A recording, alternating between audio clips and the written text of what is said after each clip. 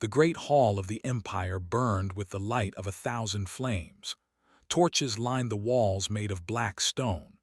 The heat would kill any human in seconds, but for the dragon lords who gathered here, it felt like a gentle warmth. Emperor sat on his throne of obsidian and gold. His scales were dark red, almost black, and his eyes glowed like molten metal. He was the largest in the room.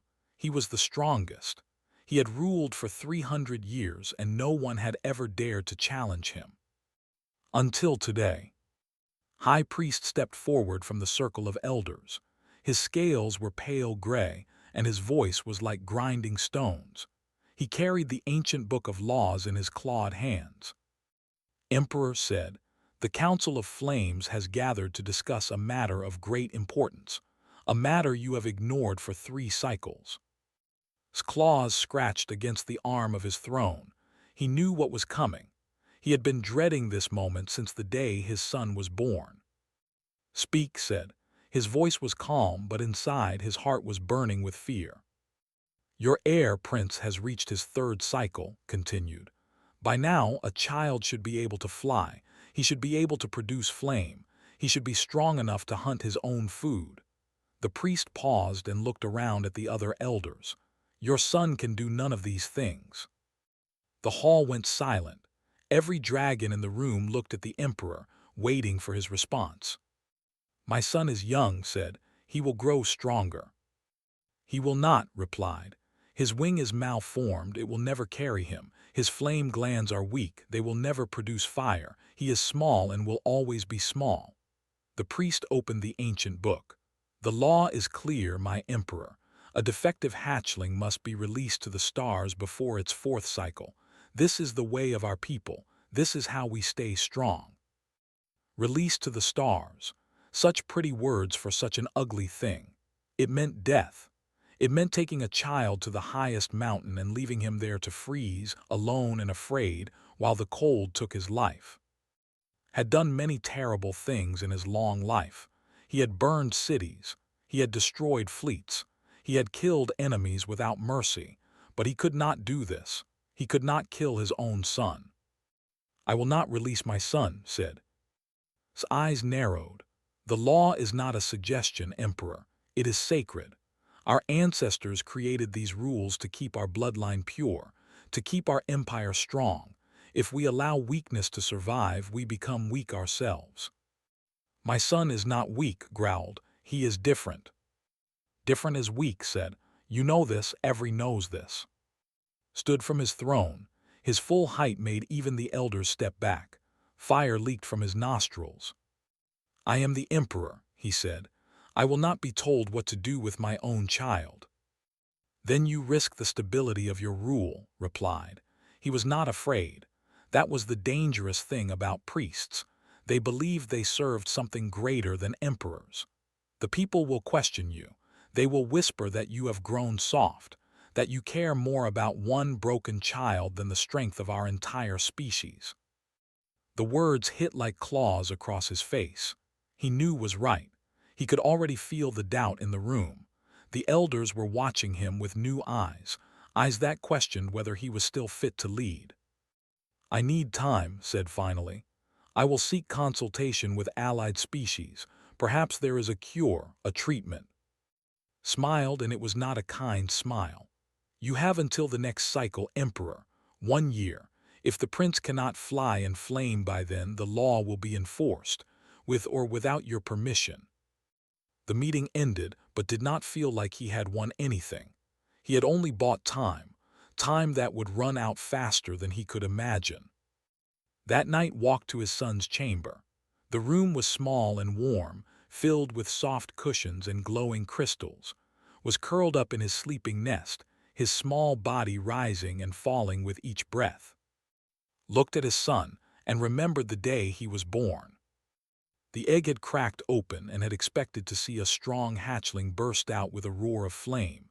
Instead, a tiny creature had tumbled out, barely bigger than's claw. One wing was bent at a wrong angle. The scales were thin and pale.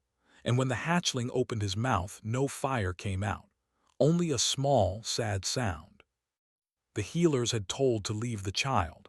Let nature take its course, they said. He will not survive the night. But had survived. He had survived because refused to abandon him. Because it held his tiny son through the cold night and kept him warm with his own body heat. Now 3 years later was still small, still wingless in the ways that mattered, still unable to produce even a spark of flame. But he was alive. He was smart. He noticed things other children missed. He asked questions that made think. And he was all had left. His mate's mother had died during the birth. The effort of producing even a weak hatchling had been too much for her. She had looked at her son once, smiled, and then closed her eyes forever. Had promised her in that moment that he would protect their child, no matter what. "Father," small voice broke the silence. Moved closer. "I am here, little one." I heard the elders talking, said. His eyes were large and golden, too big for his small face. "They want to send me away, to the stars." Felt his heart crack. His son knew, of course he knew, was small but he was not stupid. "No one is sending you anywhere," said. "But the law says." "I am the law," interrupted, "and I say you are staying with me." Was quiet for a moment. Then he asked, "Father, why was I born broken?" The question hurt more than any blade. Did not know how to answer. He had asked the same question 1,000 times. Why? What had he done wrong? What had his mate done wrong? Why had fate given them a child that their own people wanted to kill? "You are not broken," said. "You are just different, and different is not bad." But even as he said the words, was not sure he believed them. He had been raised to believe that weakness was sin, that mercy was foolishness, that only the strong deserved to survive. Looking at his son, he wondered if everything he had ever learned was wrong. The next morning made his decision. He would leave he would take somewhere safe, somewhere far from the priests and their ancient laws. He would find a cure, a treatment, anything that could help his son. General, his most loyal guard, would come with them. They would travel in disguise, pretending to be merchants. No one could know that the emperor had fled his own empire. "Where will we go?" asked as they prepared the ship. Looked at the star charts. There was one place where all species mixed together, one place where even a could disappear. "Station Meridian," he said, "the human trading hub." Frowned. "Humans. They are weak creatures, my emperor. What could they possibly offer us?" "I do not know," admitted, "but I have no other choice." They left that night, with wrapped in heavy robes to hide his twisted wing. The child was excited at first, asking questions about the stars and the ship and where they were going. But as the hours passed, he grew quiet, pressing his small body against his father's side. "Will we ever go home?" asked. Did not answer, he did not know. Station Meridian appeared through the viewport like a glowing city floating in space. Ships of all sizes flew around it. Lights blinked in every color. It was chaos. It was noise. It was everything that was not. Pressed his face against the glass. "There are so many different creatures," he whispered. Saw them too. Tall beings with 4 arms. Small beings with fur, creatures made of crystal. And everywhere humans. Small, soft, weak humans. They moved through the station like they owned it, laughing and talking and bumping into each other without care. Felt disgust rise in his throat. These were the beings he had come to for help. These fragile creatures who could die from a single breath of flame. But he had no other choice. They landed and made their way through the crowded corridors. Stayed close, trembling under his robes. The noise and lights were too much for him. "We need somewhere quiet," said. Pointed to a small restaurant at the end of the corridor. A simple sign hung above the door. "Kitchen, all species welcome." Looked at the sign. All species welcome, even broken ones, he wondered. "It will do," he said. They walked inside. The restaurant was warm and smelled of strange foods. Tables of different sizes filled the room, designed for beings of all shapes. A few customers looked up as they entered, then returned to their meals. A human woman walked toward them. She was young, with black hair tied behind her head and a kind smile on her face. "Welcome to kitchen," she said. "Table for 3.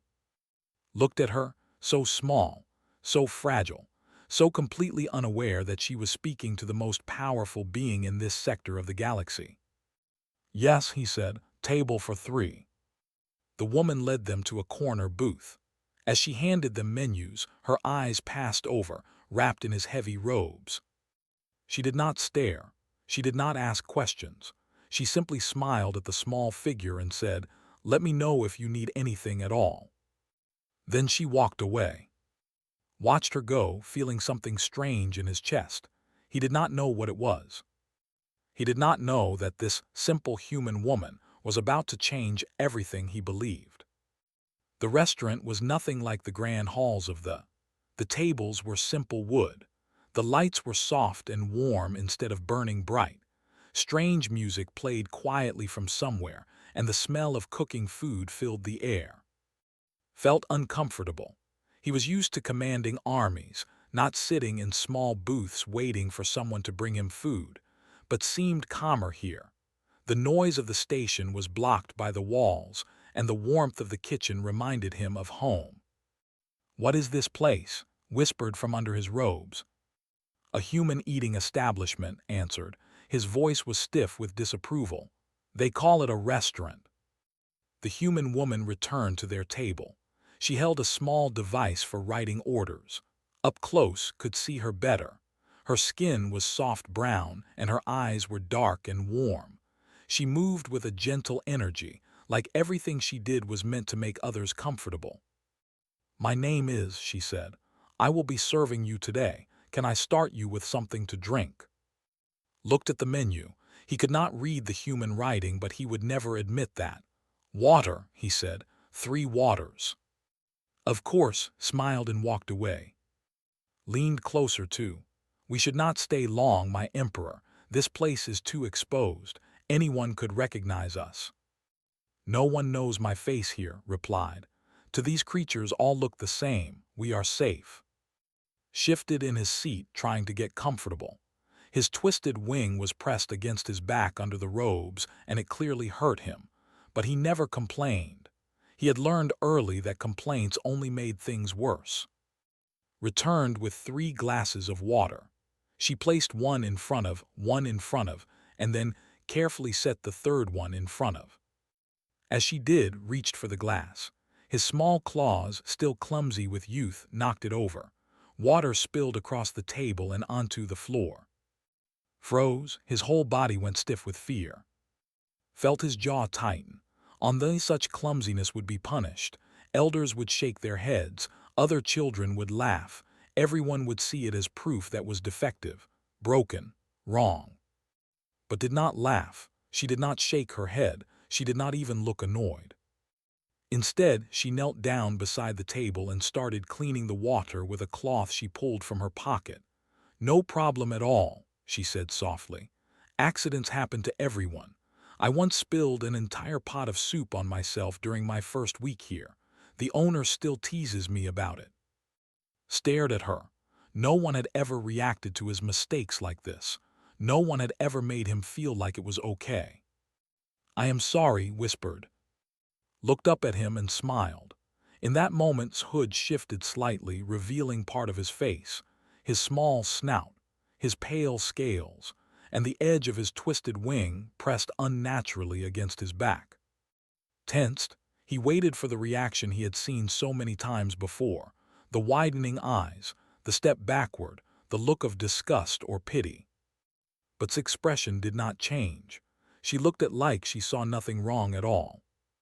"That is a beautiful scale pattern you have," she said. "Like sunset colors, orange and gold mixed together." Blinked, beautiful. He had never heard that word used to describe him before. "Very beautiful," confirmed.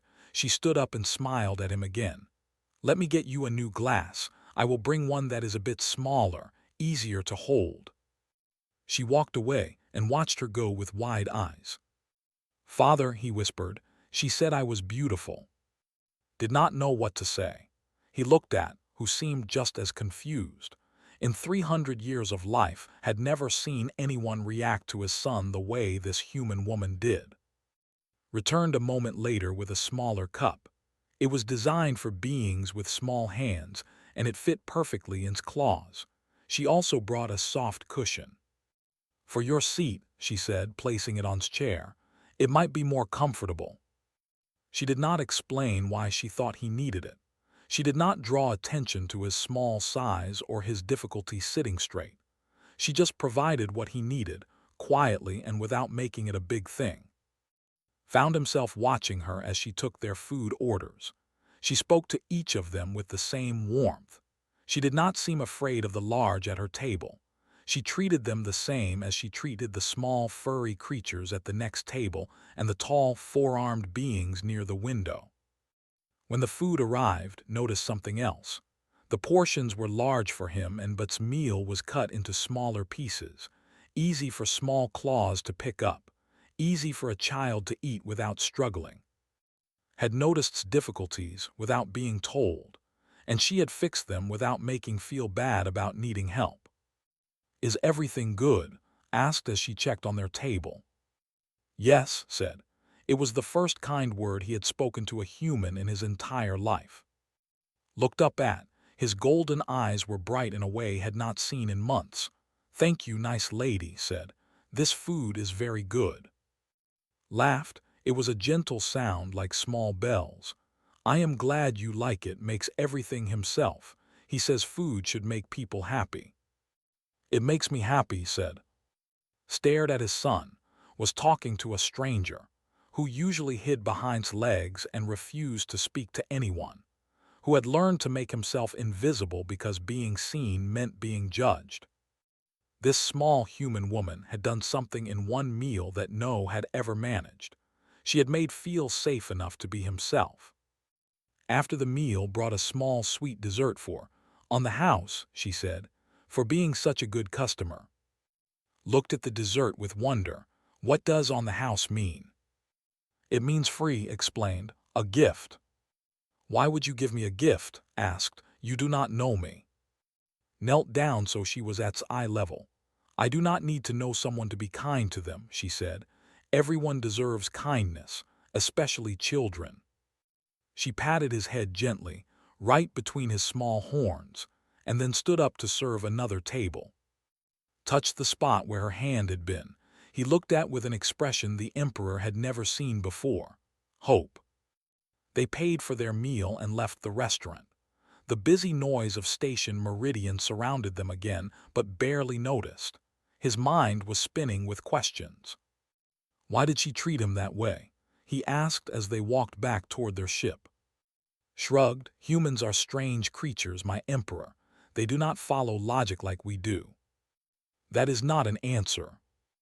"It is the only answer I have." Was quiet for a moment, then added, "Humans are known for caring for their weak. They do not cull defective offspring like we do. They keep them, raise them, love them." He said the words like they were describing a disease. "It is their greatest flaw. It is why they will never be a truly great species." Said nothing. He was thinking about what he had seen, the small cup, the cushion, the food cut into small pieces, the smile that never judged. He was thinking about his son's face when called his scales beautiful. That night in their small rented room on the station, could not sleep. He kept talking about the restaurant, about the food, about the nice lady who had been so kind to him. "Father, can we go back tomorrow?" he asked. Had planned to search for doctors, scientists, anyone who might be able to fix his son's wing or spark his flame, but looking at his hopeful face he found himself saying, "Yes, we can go back tomorrow." And they did. The next day remembered them. She had their favorite table ready. She had the small cup waiting for. She greeted them like old friends, not like customers. Sat taller in his seat. He did not hide under his robes as much. He answered questions about what he wanted to eat. He even made a small joke about the dessert and laughed like it was the funniest thing she had heard all day. Watched his son come alive, and he felt something strange happening inside his chest. The wall he had built around his heart, the wall that protected him from caring too much, was starting to crack. On the third day, found himself staying at the restaurant longer than necessary. He ordered extra food he did not need. He asked questions about the dishes, just to hear her talk. He told himself he was gathering information, learning about human customs, looking for weaknesses he could exploit if necessary. But deep down, he knew the truth. He was watching because she had something he did not understand, a warmth that radiated from her without effort, a kindness that expected nothing in return. "Your son is wonderful," said to him on the fourth day. "He has such a curious mind. He asked me why humans have different hair colors. I did not even know how to explain it." Looked at who was drawing pictures on a paper napkin with a colored stick had given him. His son was smiling, actually smiling. "He is not usually like this," admitted. "He is usually very quiet." "Maybe he just needed someone to listen," said. "Children are like flowers. They open up when they get enough light." She walked away to serve another customer and sat in silence, thinking about her words. Children are like flowers. They open up when they get enough light. Anda had received no light, only darkness, only judgment, only whispers about how wrong he was and how soon he would be sent away. But here, in this small human restaurant, with this simple human woman, was finally getting the warmth he needed. Made a decision. He would not search for doctors or scientists. Not yet. First, he would stay here. He would let his son heal in the only way that seemed to work. He would let a human woman teach him what the greatest empire in the galaxy could not. How to be kind. 1 week passed on Station Meridian. Then 2. Told himself every day that they would leave soon, that they would find the cure they came for and return home. But every day he found another reason to stay. Was changing. The quiet, frightened child who had arrived on the station was slowly disappearing. In his place was a curious young dragon who asked questions and laughed at silly things and drew pictures of spaceships on napkins. And every day they returned to his kitchen. Always greeted them with the same warm smile. She remembered his favorite foods. She knew how he liked his water in the small cup, not too cold. She brought him new colored sticks when his old ones wore down from drawing. Found himself looking forward to these visits, not just for sake, but for his own. There was something peaceful about sitting in the small restaurant, away from the politics and the wars and the weight of the empire. One evening, during a quiet hour when few customers were around, found himself alone with at the table. Had fallen asleep in the booth, tired from a day of exploring the station, and had gone to check on their ship. Brought a cup of hot tea, a human drink she had introduced him to. He had grown to like its bitter warmth. "May I sit?" she asked. "Just for a moment, my feet hurt." Nodded. He did not know why he felt nervous. He had commanded armies. He had faced death 100 times. Why did the presence of this small woman make his heart beat faster? Sat across from him and looked at sleeping peacefully. "He is such a sweet child," she said. "You must be very proud." Proud, the word felt strange in his mouth. Parents were proud when their children were strong, fast, powerful. No one was proud of a child like. "Of course," said. "He is clever, he is kind. He sees beauty in things other people miss. Yesterday, he spent an hour watching a cleaning robot move around the station. He said it looked like it was dancing." Remembered that moment. He had found it strange that would care about such a thing, but spoke about it like it was wonderful. "In my culture," said slowly, choosing his words carefully, "children like are not valued. They are seen as broken, incomplete." Smile faded. "That is very sad." "It is our way. It has been our way for thousands of years. The weak are removed so the strong can survive. It is how we became powerful." "But at what cost?" asked. She was not afraid to challenge him, found that he respected that. "What have you lost by removing everyone who is different?" did not have an answer. "I had a brother once," said. Her voice grew soft with memory. He was born with weak lungs. He could not run or play like other children. The doctors said he would not live long." "What happened to him?" "He lived for 12 years, smiled, but there were tears in her eyes. 12 beautiful years. He could not do the things other children did, but he did things no one else could. He painted pictures that made people cry with happiness. He told stories that made everyone laugh. He noticed when people were sad and always knew what to say to make them feel better." Listened in silence. "When he died, the whole neighborhood came to say goodbye," continued. "People he had never met wept for him, because in his short life he had touched so many hearts." She looked at sleeping peacefully. "Your son reminds me of him, special in ways that cannot be measured." Felt something shift inside him. For 300 years, he had believed that strength was the only thing that mattered. That power was the measure of worth. But this human woman had just described a child who had none of those things, and yet had changed the lives of everyone around him. "What do humans do with children who are born different?" he asked. "How do you care for them?" "We love them," said simply. "We help them. We build tools to make their lives easier. We change the world to fit them instead of trying to change them to fit the world. Even if it makes your society weaker." Shook her head. "It does not make us weaker, it makes us stronger. When we care for the vulnerable, we learn compassion. When we help those who struggle, we learn patience. When we value every life, we build a society where everyone feels safe." She paused. "The strength of a culture is not measured by how it treats its strongest members. It is measured by how it treats its weakest." An old human voice interrupted them. "She is right, you know." Turned to see an elderly man walking toward them. He was short and round, with gray hair and kind eyes. He wore an apron stained with cooking oils. "This is," said, "the owner of this restaurant." Sat down at their table like they were old friends. He moved slowly and noticed that his left leg was stiff, as if it did not bend correctly.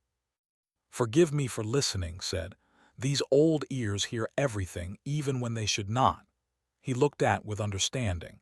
"You are worried about your son. You think his differences make him less than other children." Said nothing. He did not like being read so easily. "I understand," continued. "Humans once thought the same way. Long ago, we left our weak to die. We believed only the strong deserved to live, but we learned that this path leads only to darkness." "How did you change?" Smiled. "We suffered, we fought. We almost destroyed ourselves. And then, slowly, we began to understand that our greatest strength was not in our muscles or our weapons.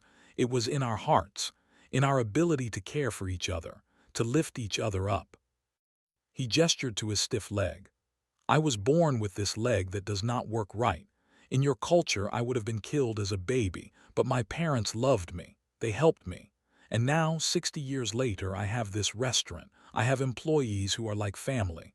I have customers who come from across the galaxy to taste my food. I have a good life, a meaningful life." Looked at the old man. He was small. He was weak. He could never fight in a war or hunt his own food. And yet there was a strength in him that could not deny, a peace that had never found despite all his power.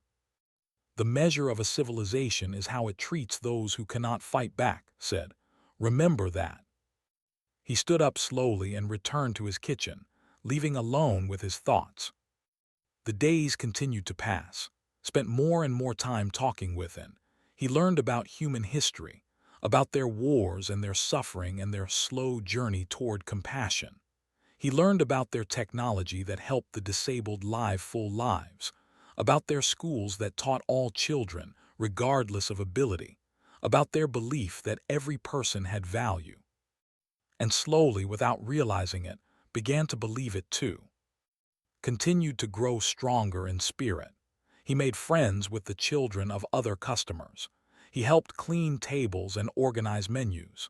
He spent hours in the kitchen learning how to mix simple ingredients into delicious foods. One evening showed a drawing he had made. It was a picture of 3 dragons, a big one, a medium one, and a small one with a crooked wing, standing in front of a restaurant. "That is us," said proudly. "You, General, and me, this is our new home." Looked at the drawing. His son had never called anywhere home before. The palace on the was just a building where he hid, but this small restaurant on a busy space station had become something more. "Father," said quietly, "says my wing makes me special. She says some of the best humans had parts that did not work right and they changed their whole world. Is that true?" Thought about's words, about's brother, about everything he had learned in the past weeks. "Yes," he said, "I believe it is true." Smiled, that beautiful smile that had seen so rarely on the. "Then maybe I can change things too. Maybe I can show everyone that being different is not bad." Pulled his son close. "You already have, little one, you already have." That night, a message arrived on his private communication device. A coded transmission from the. His claws trembled as he read it. High Priest had declared unfit to rule. The Council of Flames had decided that the Emperor had been corrupted by his love for his defective son. They had authorized a retrieval team to come to Station Meridian. Their orders were clear. Retrieve Prince for release to the stars. Eliminate any witnesses. Assassins were coming. Looked at his son, sleeping peacefully in his bed, dreaming innocent dreams. He looked at the drawing of their new home on the table. He had one choice to make. Flee again, running forever, living in hiding until they were finally caught, or return to the and fight a battle that might destroy everything he had worked for. Entered the room, his face grim. "I received the same message, my Emperor. What do we do?" Was silent for a long moment. Then he said, "We prepare, we protect, and we do not let them take my son." But first, they had one more visit to make. "Father," sleepy voice came from the bed, "can we say goodbye to first, before we go?" Felt his heart break a little more. "Yes, little one, we will say goodbye." He just hoped goodbye would not become forever. The hunters arrived at Station Meridian on a ship with no name. There were 3 of them. Each one was a trained killer from the elite forces. They had been chosen for this mission because they had no mercy in their hearts, only duty. Their leader was called. He was tall even by standards, with scales as black as space itself. He had killed dozens of targets in his long career. Emperors, generals, priests. It did not matter to him who his target was. He followed orders. That was all. His orders now were simple. Find Prince. Bring him back for release to the stars. Kill anyone who stood in the way. The hunters moved through Station Meridian like shadows. They wore disguises that hid their true forms, but nothing could hide the coldness in their eyes. They asked questions. They gathered information. And soon they found what they were looking for. A small restaurant at the end of a corridor. Kitchen. A place where a strange group of had been coming every day for weeks. A large one, a medium one, and a small one with a twisted wing. Smiled, the hunt was over. That evening's kitchen was busy. The dinner rush filled every table with beings from a dozen different species.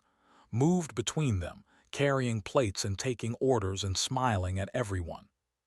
Sat in the corner booth with and. This was supposed to be their farewell dinner. Tomorrow they would leave the station and run again.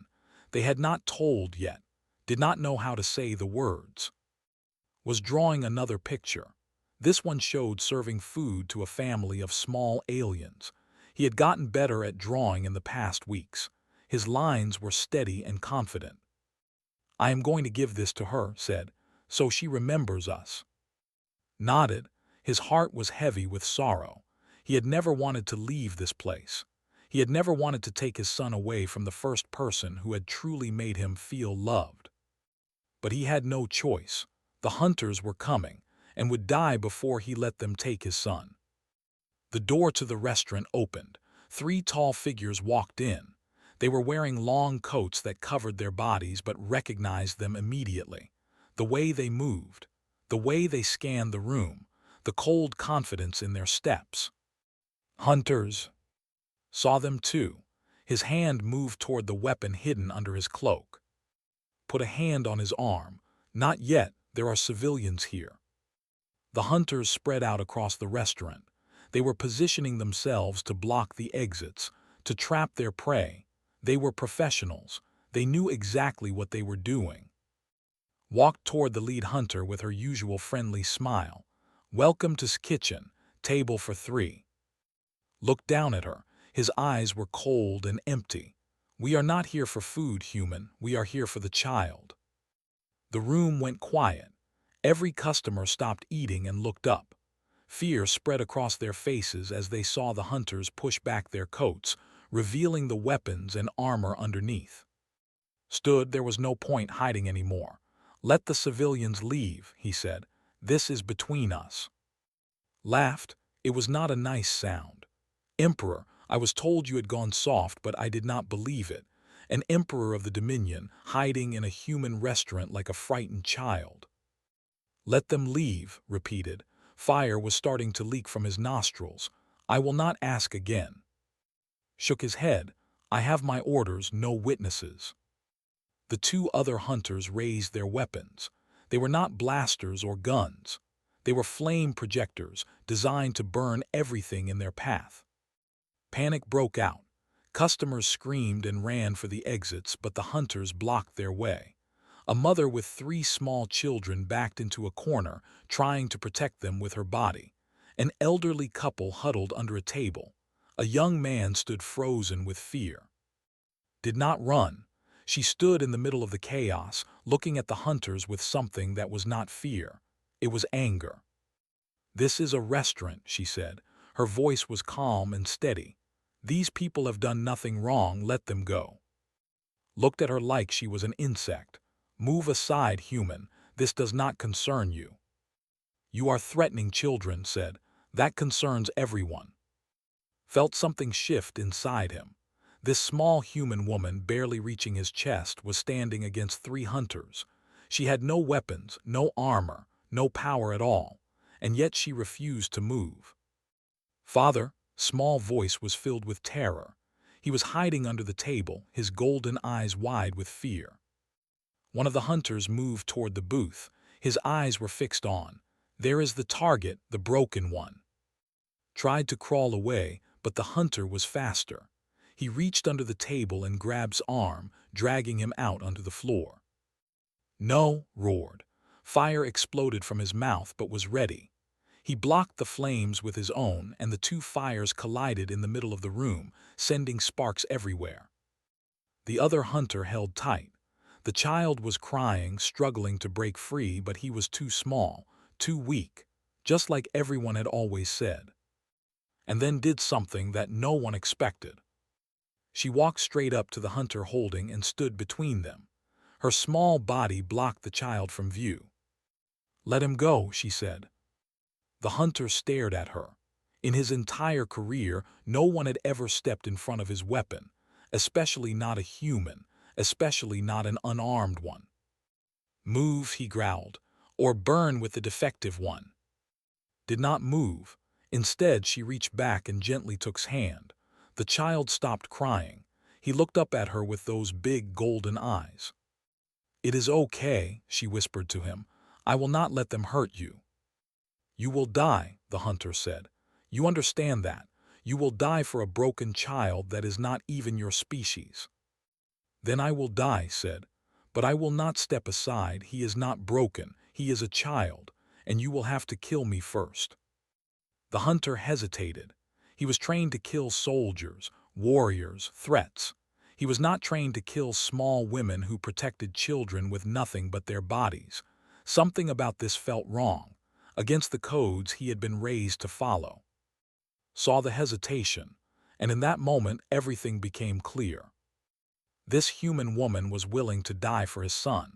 She had no reason to, no duty, no political motivation. She simply believed that was worth protecting, that his life had value.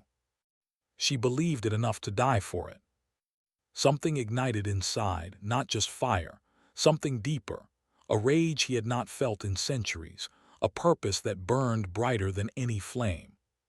He stopped holding back. The Emperor's true power was something few had ever seen, was not just a ruler, he was the strongest alive. He had hidden his power for weeks, pretending to be an ordinary traveler. But now he let it loose. Fire exploded from his body in all directions. Not wild fire, but controlled, precise. It wrapped around the hunter holding and tore him away without burning the child, or it struck the other hunter and sent him flying across the room. Tried to fight back, but he was no match for an emperor at full power, moved faster than the eye could follow. His claws disarmed the hunter leader. His tail swept legs from under him. His foot pressed against chest, pinning him to the ground. "I am," the emperor said, and his voice echoed through the restaurant like thunder. "Emperor of the Dominion, this child is my heir, and any who call him broken will answer to me." The three hunters lay defeated on the floor. They were alive, had chosen not to kill them. For the first time in his long life, he had chosen mercy over death. The restaurant was silent. The civilians who had hidden were slowly coming out. They stared at the scene with wide eyes. The mother with 3 children was crying with relief. The elderly couple held each other tight. Turn 2, she was still holding his hand. She was shaking, her body finally releasing the fear she had hidden during the confrontation. But she had not let go. She had not abandoned his son. "Why?" asked. His voice was rough with emotion. "Why did you risk your life for him?" Looked at him. Her eyes were filled with tears, but her voice was steady. "Because someone had to," she said, "and he is worth it." Pulled away from and ran to his father, knelt down and held his son tight. For the first time in 300 years, the Emperor of the Dominion cried. "Thank you," whispered two. "Thank you for seeing what no one else would see. Thank you for believing he was worth saving." Smiled through her tears. "I did not save him. You did. I just reminded you what you already knew." Emerged from the kitchen. The old man had a cooking pot in one hand and a fire extinguisher in the other. He looked at the destroyed restaurant, at the defeated hunters, at the crying emperor and his son. "Well," he said calmly, "I suppose I will need to redecorate." And somehow, despite everything, laughed. The station security arrived soon after. They took the hunters into custody. Questions were asked. Reports were filed. But no one tried to arrest the emperor or take his son, and had spoken for them. The civilians had witnessed everything. The truth was clear. A father had protected his child. A human had protected a stranger. And love had won against tradition. That night, as the station lights dimmed and the chaos finally settled, made a decision. He was done running. It was time to go home. They had never seen anything like it. News had spread across the galaxy in hours. The Emperor had revealed himself on a human space station. He had fought 3 elite hunters to protect his disabled son, and a human woman had stood beside him, risking her life for a child she barely knew. When ship landed in the capital, thousands were waiting. Some came to support him. Some came to condemn him. All came because they knew that something was about to change forever. Walked down the landing ramp at his side. He did not hide his son under robes anymore. For the first time, everyone could see Prince clearly. His small body, his twisted wing, his pale scales, and his golden eyes looking out at the crowd without fear. General walked behind them, his hand on his weapon, but had given him orders not to fight. Whatever happened today, it would not be decided by violence. High Priest was waiting at the steps of the great hall. His gray scales seemed darker than before, and his eyes burned with anger. "You return as a disgrace," said. His voice was loud enough for everyone to hear. "You fled your duty. You protected weakness. You allowed a human to interfere in affairs. You are not fit to be emperor." Stopped in front of him. He was taller than, stronger. He could destroy the priest with a single breath of flame, but that was not why he had come home. I return as a father, said. A father who has learned something that our ancient laws forgot, something that could make our empire stronger than ever before. Laughed. What could you have possibly learned from humans? They are insects. They are weak. They die from cold. They die from heat. They cannot even survive in space without their little machines. They survive because they help each other, replied. They are weak as individuals, but together they have spread across the galaxy. They have built stations and colonies. They have created technology that rivals our own, and they did it not by killing their weak, but by lifting them up. The crowd was silent. Every was listening. I watched a human woman stand in front of a hunter, continued. She had no armor, no weapons, no power, but she would not move. She was willing to die to protect my son, a child she had known for only a few weeks, a child that was not even her species. He looked at. When was the last time a showed such courage? When was the last time any of us would die for someone who could give us nothing in return? His face twisted with anger. This is sentiment. This is weakness. Our ancestors built this empire by being strong, by removing those who could not contribute. The law of release has kept our bloodline pure for 10,000 years. And in 10,000 years, what have we created? Asked. We are powerful, yes. We are feared, but we are not loved. No other species comes to us for help. No other species sees us as friends. We have power, but we are alone. He turned to face the crowd. I have seen another way. I have seen a species that welcomes everyone, that helps the weak instead of destroying them, that believes every life has value, and they are not weaker for it. They are stronger. Because when you know that your society will care for you no matter what, you give everything to protect it. The crowd began to murmur. Some agreed with the emperor. Some thought he had lost his mind. But everyone was thinking about his words. Stepped forward. Pretty words, but words change nothing. The law is clear. Prince must be released. And you, emperor, have proven yourself unfit to rule. He raised his claw toward the crowd. By ancient law, I challenge the emperor to trial by combat. If I win, the prince is released and a new emperor will be chosen. If I lose, I accept his judgment. The crowd gasped. Trial by combat had not been invoked in centuries. It was the final option, used only when no other solution existed. Nodded slowly, I accept. The two faced each other in the great hall. The crowd formed a circle around them. The rules were simple: fight until one could not continue. No weapons, no armor, only flame and claw and will. Struck first. He was fast for a priest, and his flames were hot, but had not become emperor by being weak. He dodged the attack and countered with his own fire. The heat in the hall became unbearable for the watching, but no one looked away. The fight continued for what felt like hours. Both combatants were bleeding from a dozen cuts. Both were exhausted, but neither would yield. Finally found an opening. He swept legs and pinned him to the ground. His claw pressed against the priest's throat. One push and it would be over. Yield, said. Looked up at him with hatred in his eyes. Kill me, it is the way.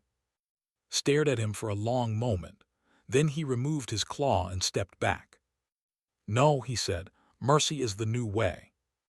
The crowd erupted. Some cheered, some protested. But before the chaos could grow, a small voice cut through the noise. Wait. Everyone turned. Prince was walking toward the center of the hall. His small body moved slowly, his twisted wing dragging slightly behind him, but he walked with his head held high.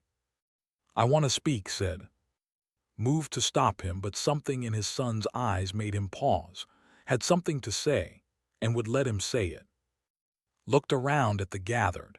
These were the beings who had called him broken his whole life, who had whispered that he should be killed, who had made him feel worthless. I cannot fly, said. His voice was small, but it carried through the silent hall. I cannot produce flame. I am smaller than other children my age. By your laws I am defective. I should be released to the stars. The crowd waited. But I am still, continued. I still have a heart that beats with fire.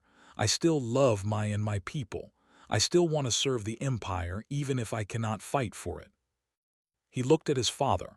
My father is the greatest emperor we have ever had, not because he is the strongest, not because he has the most power, but because he learned something new. He learned that love is not weakness. He learned that mercy is not failure. He learned that being different is not the same as being broken. Tears were flowing down his face now, but his voice remained steady. I am not asking you to accept me because I deserve it. I am asking you to accept me because, if you do, others like me will be able to live. Children who are born different will not have to die. They will have a chance to prove their worth. And maybe some of them will change our world in ways we cannot imagine. He turned to face the crowd directly. Humans have a saying, every life has value. I believe that is true. And I believe that if we start believing it too, our empire will become something greater than it has ever been. The hall was completely silent. Then from somewhere in the back a single began to clap, then another, then another. The applause spread until the entire hall was thundering with sound. Lay on the ground, defeated in combat and now defeated in spirit. The crowd that had once followed him was turning away. The old laws were breaking. Something new was being born. Walked to his son and knelt before him. In front of all the emperor bowed to the child everyone had called broken. You have more courage than any warrior I have ever known, said. And one day you will be a greater ruler than I could ever be. The changes did not happen overnight. Traditions that had lasted 10,000 years could not be erased in a single day, but they began to shift. Laws were rewritten. The release of defective children was made optional, then discouraged, then finally forbidden. Medical care for disabled improved. Schools were opened that welcomed all students, regardless of ability. And 1 year later, Emperor and Prince returned to Station Meridian. His kitchen had been rebuilt. It was bigger now, with a sign that read, "The restaurant where the Dragon Emperor found his heart." Customers came from across the galaxy to eat there and hear the story of what had happened. Was waiting for them at the door. She looked the same as before, kind eyes, warm smile, the same gentle energy that had changed everything. "Welcome back," she said. Ran to her and hugged her tight. He was bigger now, a little stronger, but still small compared to other children.